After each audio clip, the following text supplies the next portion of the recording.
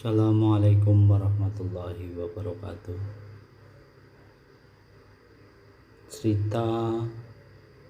Cerita Bakul Mendoan. Mas Mendoan wis meruput sembarang jam 4. Tangane sing wis kisut nanging isih prigel iku kawit ngethoki tempe mendoan sing dijejer rapi ning dhuwur klasak. Senajan hawa nang desa kara Adipasir isih anyes banget. Mas Mendoan wis kudu umyak nanggon kompor.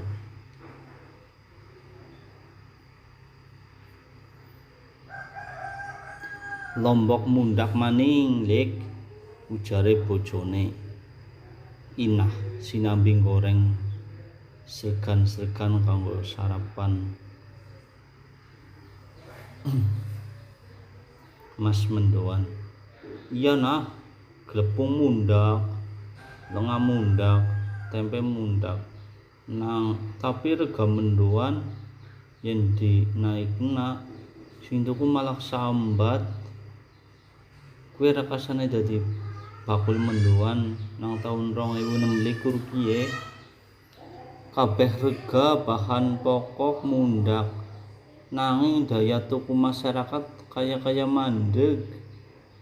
Mas Mendoan kudu pinter-pinter muter utek supaya dapure tetep ngebul lan mendoane tetep enak. Jam 6 sore Mas Mendoan wis siap karo gerobake. Dheweke mangkal nang pojok perapatan. Mendoan anget, bengoke Mas Mendoan.